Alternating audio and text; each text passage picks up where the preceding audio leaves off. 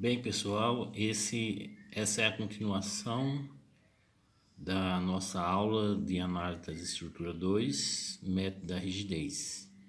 Na última aula, do começo da quarentena, nós tínhamos começado com esse pórtico, né? E o exemplo, eu estou considerando uma estrutura plana com apenas deslocabilidade interna. Esse exercício nós já começamos em sala de aula, né? Eu acho que até o segundo passo, onde determinamos o vetor dos carregamentos. Então hoje a gente vai dar continuidade até terminar ele por completo, né? E assim vamos utilizar também aquela lista de exercício que eu passei para vocês na sequência dos outros exemplos. Neste exemplo, e como nos outros também, eu estou levando em consideração vários tipos de carregamento, né? E cada carregamento desse nós vamos determinar o seu vetor de vetor carregamento. Vocês vão perceber que o principal atividade nesses exercícios é exatamente construir esses vetores. É o que eu acho que é mais difícil, né? A matriz de rigidez é super fácil e o demais fica tudo mecânico. Então a gente vai entrar em foco com esses carregamentos, tá entendendo? Neste caso aqui eu trabalhei com 4 carregamentos distintos. O primeiro carregamento é esse carregamento distribuído, que está atuando aqui na barra AB, um valor de 1 tonelada por metro. O segundo carregamento é esse carregamento triangular, que está atuando na barra CD, tá entendendo? E terceiro carregamento é esse momento aplicado aqui em C, né, que vamos tratar ele como sendo carregamento nodal, que está situando o nó. E quarto e último carregamento é um recalque que vai ocorrer nesse engaste E aqui, ok? Então nós temos esses 4 carregamentos e nós vamos trabalhar com esses carregamentos separadamente.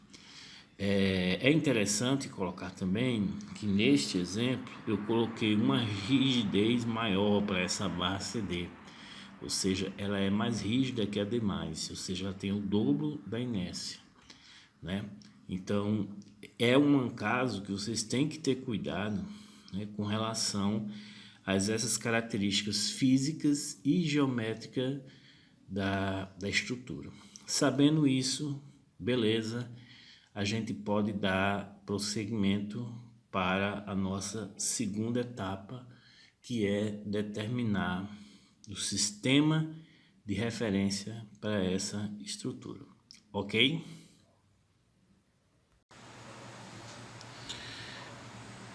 Dando procedimento à nossa resolução, né, do pórtico com apenas deslocabilidade interna, nós colocamos 4 carregamentos distintos, né? Um atuando na barra horizontal AB, né? Um atuando na barra horizontal AB, né? Que chamamos de carregamento 1, que é esse carregamento que a gente vai analisar aqui, ó, ok? Outro carregamento triangular na barra CD, que vai ser esse carregamento, né? Eu estou fazendo tudo separadinho e a gente vai definir o vetor devido ao carregamento externo, tudo separadinho. Tem o carregamento 3, que é esse momento aplicado aqui em C, né? E tem o quarto e último carregamento, que é esse recalque que aconteceu no engaste em E, que eu vou preparar uma aula exclusiva para essa questão de recalque, né? Porque nós vamos ter que trabalhar com Villiot e tem gente que não suporta Villiot, mas vocês vão perceber que Villiot não é difícil, é fácil, tá entendendo? Então vamos lá. Primeiro carregamento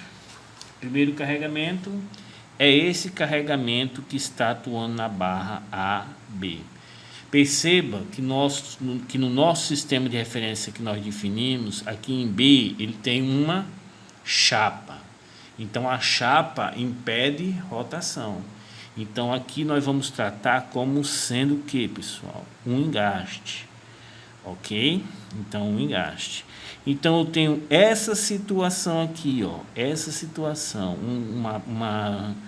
uma viga bem engastada sujeita a um carregamento distribuído, né? Atuando.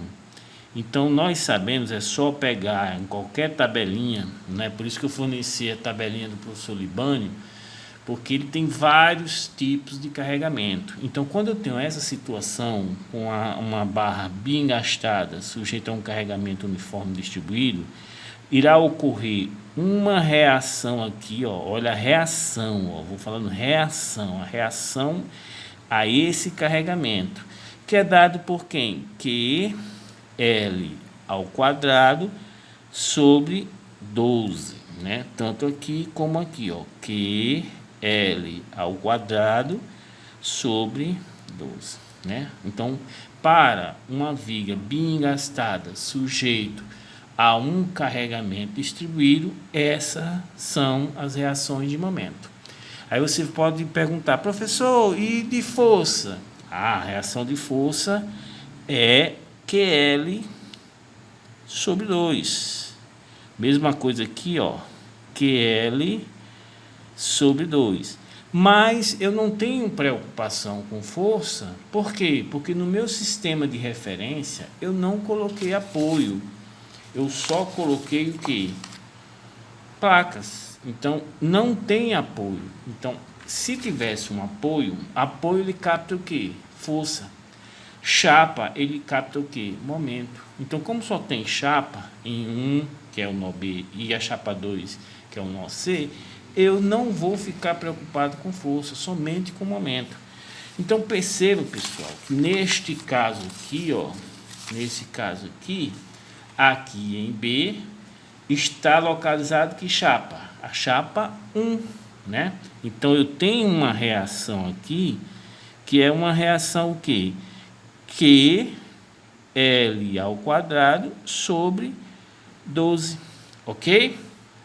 Aqui também vai ocorrer uma reação QL ao quadrado sobre 12, beleza? Então, neste caso, QL ao quadrado, o Q é 1, o L é 4.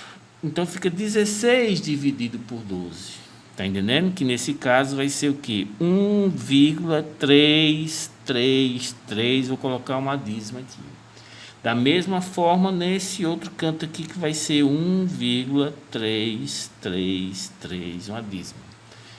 Está entendendo? Então, como B é a chapa 1, perceba que somente a chapa 1 ela vai captar esse momento. Então, esse vetor carregamento vai ser igual a quem? Vou colocar aqui do lado. Esse vetor S0 desse carregamento vai ser igual. Lembre-se que na primeira posição é relativo à chapa 1. Na segunda vai ser a chapa 2. A chapa 2 não vai entrar porque não tem contribuição desse carregamento com a chapa 2, que fica lá em C. Somente tem em B. E B vai captar esse valor desse momento. Esse valor desse momento é 1,333. Percebam que o sentido desse momento é o sentido horário. Então, para a gente, ele é o que? Negativo. Então, nessa primeira posição, eu vou ter menos 1,333, que é o valor do momento.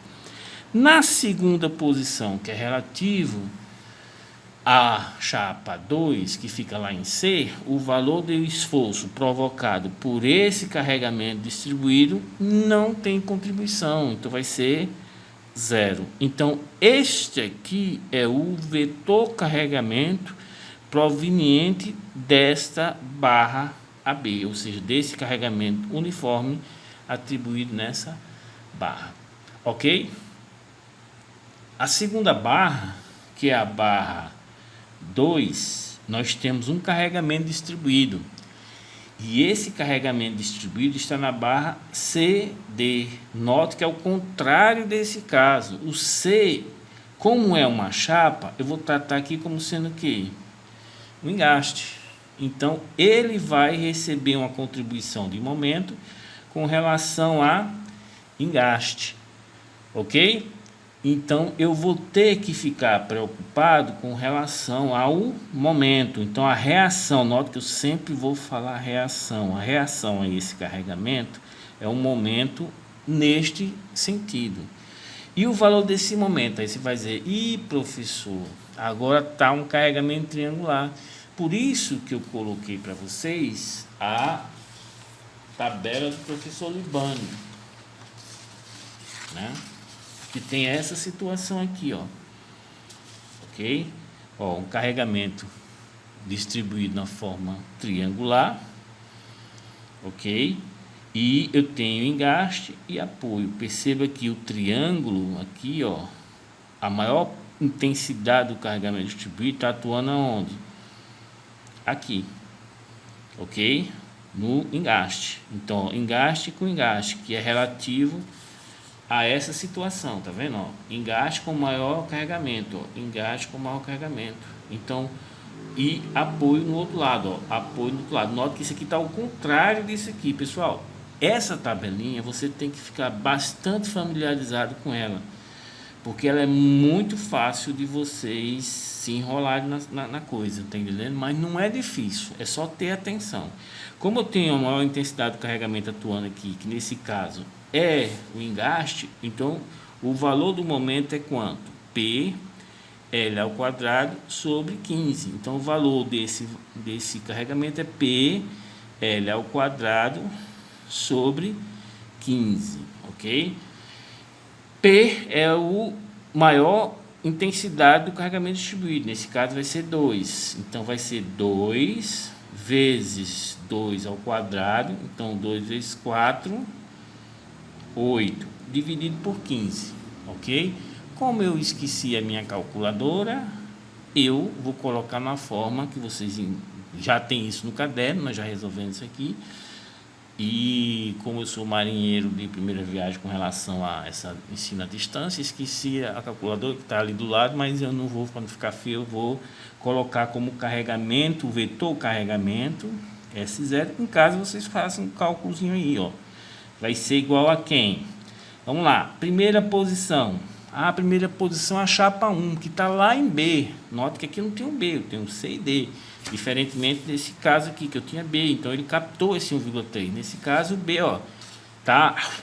Você lembra aquele caso que eu boto, assopro os dedos e esfrego na camisa? É porque eu não quero, que eu estou sem camisa. Então, não vamos fazer essa marmota. Então, com relação a B, a primeira posição é 0. Porque esse carregamento só está atuando em C e em D. E em C é que tem a chapa. Então, a chapa vai captar esse momento, que é quanto? P L ao quadrado sobre 15, que vai ser 2 vezes 4, 8 sobre 15, né? Ok, que eu acho que é 0,9, com alguma coisa desse tipo. Entendido, pessoal?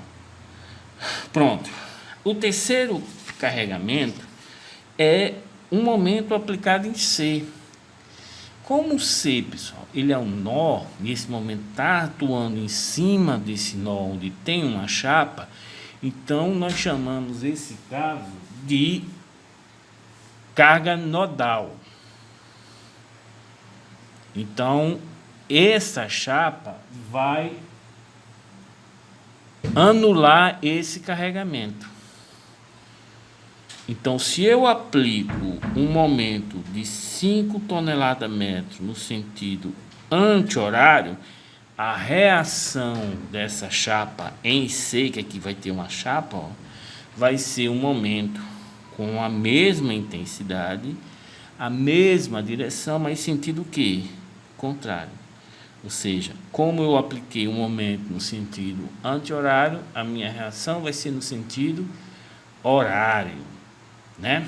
Então, neste caso, o que é que vai acontecer?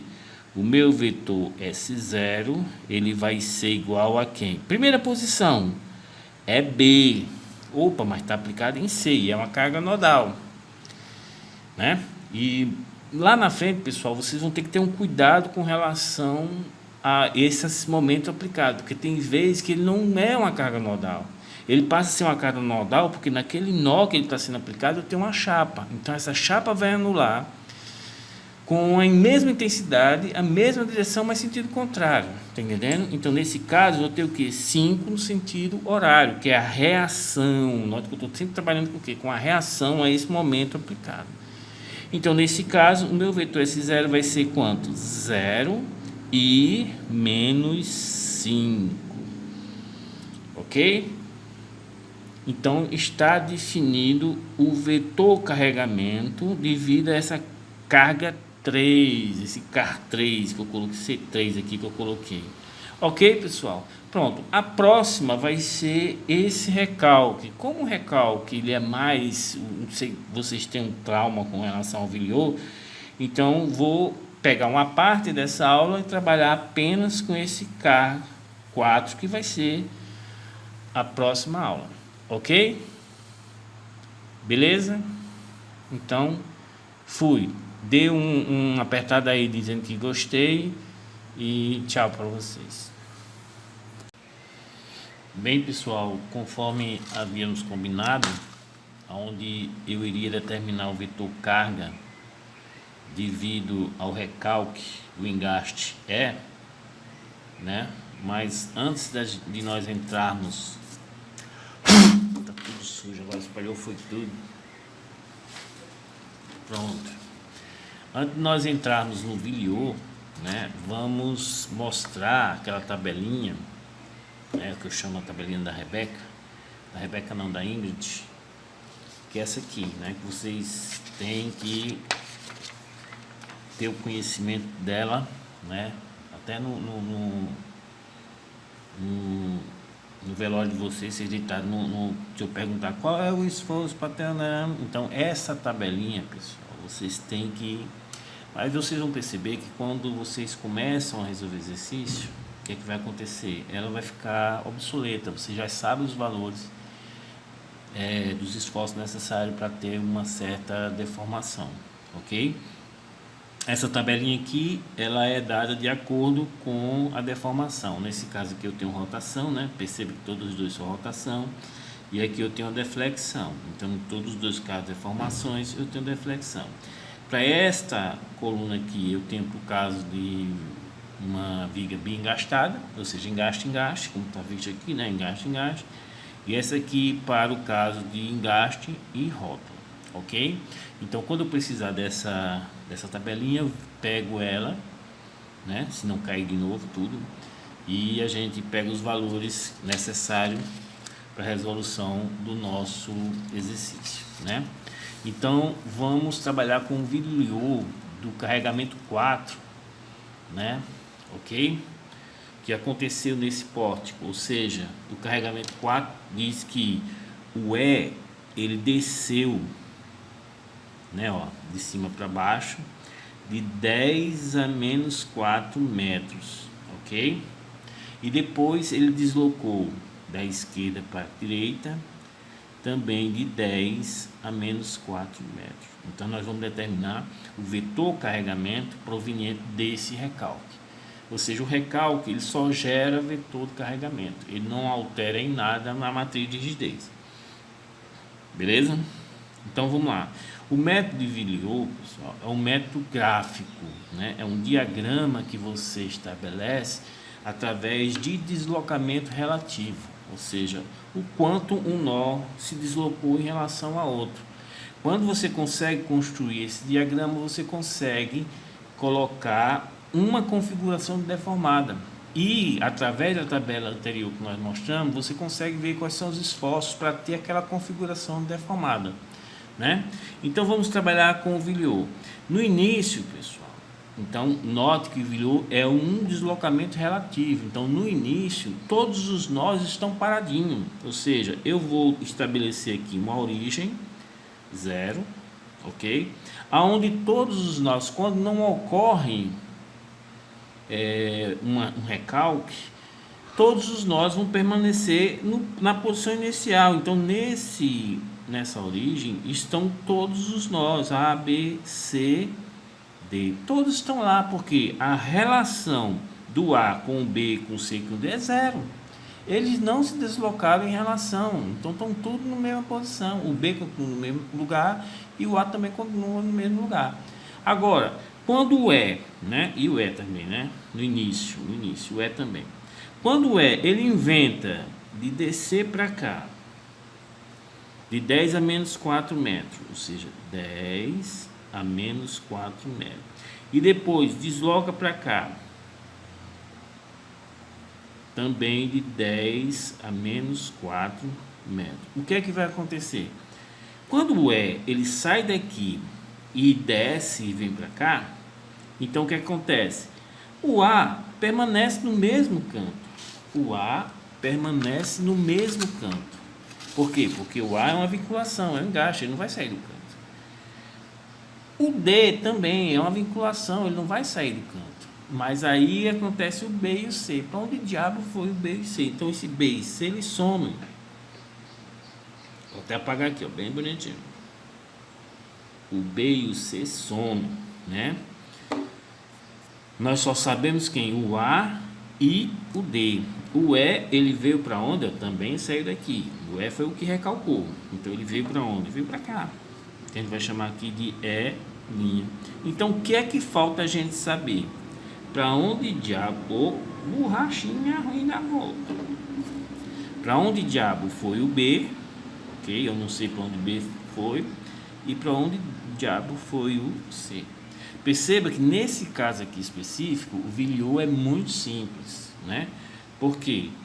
Porque o C, perceba pessoal, que nós não estamos levando em consideração os esforços normais. Então o C jamais ele vai deslocar para a esquerda ou para a direita. Tá entendendo? Porque esse deslocamento para a esquerda ou para a direita, ele vai ter que tracionar ou comprimir a barra BC e CD. Então esse C ele não tem condições de deslocar na horizontal. Ah, professor, mas se o E descer, ele também não vai ter que descer? Exatamente. Quando o E desce, aí ó, ele pode descer. Então o C vai descer junto. Como eu não estou levando em consideração o esforço normal, então a mesma quantidade que o E desce, o C também desce. Então vocês percebam que o C vai sair daqui, que estava aqui, ó, relativo, e vai sair aqui, ó. Ele vai vir para cá, ó. Ok? Beleza? E da mesma forma, vamos ver o B. Para onde é que o B faz? Vai. Perceba que o B, pessoal, está travado. Ele não vai conseguir nem subir nem descer, porque para ele subir ou descer, ele vai ter que tracionar ou comprimir essa barra. Para ele deslocar para a esquerda ou para a direita, ele também não pode, porque ele também vai ter que tracionar essas barras. Então o B, ele permanece no mesmo canto inicial. Então a gente formou o Villiot. Tá entendendo? O método de Villiot é um método gráfico e ele é não exato, ele é aproximado, ou seja, no sistema de referência que nós adotamos, ou seja, coloquei uma chapa aqui, coloquei uma chapa aqui, quando você recalca, ou seja, quando você desce com o E, depois desloca ele para a direita, essas chapas não vão girar. Então percebam que, olha, o C em relação a B, o C em relação a B, onde é que está o B? Está aqui, ó. Ocorreu essa deformação. Então o C veio para cá, ó. Ok? Isso aqui é o C. E o E, que estava aqui, ó, ele veio para cá. Perceba que eu consigo construir o que, pessoal? A minha configuração de deformado, ó. Tá vendo? Eu consigo construir a minha configuração de deformada. Olha que coisa bonitinha. Ok? E esses esforços para gerar essa configuração de deformada estão todos aqui nessa tabela. Aqui, ó, estão todos aqui nessa tabela. Vamos ver? Por exemplo, neste caso aqui, ó, ocorreu uma deflexão aqui de 10 a menos 4. Então, vou na tabelinha e vejo, professor, tá muito parecido com isso aqui, ó. Tá vendo, ó? Tá muito parecido com isso aqui. E eu já sei quais são os valores dos momentos para este caso, ó. 6 é I vezes a deflexão, que no caso aqui vai ser o que? O 10 é menos 4, dividido pelo L ao quadrado. Então, esse momento aqui, eu noto que eu consigo fazer tudo bem bonitinho, ó, bem bonitinho. Aqui, ó, tá vendo, ó? 6 é I vezes essa deflexão, que é 10 a menos 4, dividido por L ao quadrado. Ok? Mesma coisa aqui, ó. 6 é I vezes essa deflexão sobre L ao quadrado. Beleza? Então, essa outra aqui, ó. Ah, professor, essa outra aqui já é o que? Engaste e rótulo. Ah, vamos lá na tabelinha, ó. Engaste e rótulo com a deflexão, ó. Qual é o valor do momento que eu tenho que aplicar? Ó, 3 é I sobre L ao quadrado. Então, o valor do momento aqui, ó, cuidado com os sentidos, né? Ó, 3 é I sobre L ao quadrado vezes essa deflexão. E esse caso aqui, pessoal, vai ser esse mesmo caso aqui, ó. Sendo que eu vou utilizar as características físicas e geométricas desta barra. Ok? Desta barra. Então aqui vai ser o que, ó? Pronto. 6 é I sobre L ao quadrado vezes essa deflexão. Ok? E aqui vai ser o que? 6 é I vezes essa deflexão sobre L ao quadrado. Ok? Pronto, vou terminar aqui o vídeo para ele não ficar muito longo, para não demorar bastante, e vamos voltar com outro vídeo para os valores das respostas, tá ok? Bem, pessoal, concluindo determinação do vetor do carregamento devido ao recalque, utilizando o VIO, né? Eu fiz os cálculos aqui, ó, e achei os seguintes valores. Por exemplo, para essa barra aqui, onde ocorreu uma deflexão, né, ó, y', você vai na tabelinha e vai achar 3i vezes essa deflexão dividido por L ao quadrado. Substituindo os valores, né, você viu que como desceu de 10 a menos 4 metros, esse é o valor da deflexão. Cuidado, essa barra no início nós duplicamos a inércia, então essa duplicação da inércia tem que estar na resolução, ou seja, ao invés de nós aplicarmos o EI igual a 10 à quinta, como eu dupliquei a inércia, então vai ficar 2 vezes EI, então 2 vezes 10 à quinta, dando um momento para eu obter esta configuração de deformada igual a 15 toneladas metro. Da mesma forma, para esse caso aqui, ó, também um momento de 15 toneladas metro. Ok? E essa aqui um momento de 3,75. Vocês percebem que você consegue identificar quais as barras são menos rígidas. Tá entendendo? Essa barra aqui ela é menos rígida do que essa aqui. Note que a deformação é a mesma, então o esforço é o mesmo, 6i sobre L ao quadrado vezes a deflexão, mas o L dessa barra é 2 e o L dessa barra é 4, então essa barra é menos rígida. Percebo que o valor do momento que eu tenho que aplicar para obter essa configuração deformada é bem menor do que essa barra que é 15, ok? Com isso, a gente define o vetor carga distribuída, né, vetor carga devido a esse recalque, né, que é o carregamento número 4 do nosso exercício. Então, isso aqui vai ser igual. Primeira posição relativo à chapa 1, que é essa chapa aqui, ó, que tem um momento aplicado de 3,75 no sentido anti-horário. Então, esse momento para o método rigidez, ele é considerado, ou seja, para o sistema que nós adotamos, que aplicamos desde o primeiro dia, né, que a gente fez um pacto para seguir, como está no sentido anti-horário, esse momento é positivo. Então isso aqui, primeira posição, vai ficar 3,75. Ok? Esse momento aqui, ó, note que nessa chapa aqui eu já tenho quantos momentos aplicados? 3. Então o valor do momento, né, para essa configuração deformada vai ser a resultante desses 3 momentos. Perceba que 15 e 15 estão no mesmo sentido, sentido horário. Ok? Então esses 2 momentos são negativos. E esse aqui no sentido anti-horário 3,75 ele é positivo. A resultante vai ser 15 mais 15, 30, menos 3,75 vai ser 26,25. Então, menos 26,25, que é o momento resultante.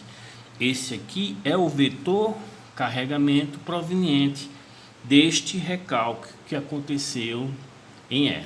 Então, pessoal, basicamente determinamos todos os vetores carregamentos. Devido à carga 1, que é essa carga distribuída que eu falei, essa barra horizontal, isso aqui é uma barra vertical, a horizontal é o carregamento distribuído. Então gerou esse vetor carregamento, né? De menos 1,333, uma dízima, e 0. Depois analisamos esse outro carregamento que encontramos este vetor carregamento, que foi 0, e PL ao quadrado sobre 15, que deu 8 sobre 15, dá 0,533333. Determinando esse carregamento, que é uma carga nodal atuando na chapa, então nós aplicamos um momento de mesma intensidade, mesma direção, mas sentido contrário, por isso que ficou o vetor carregamento 0 e menos 5.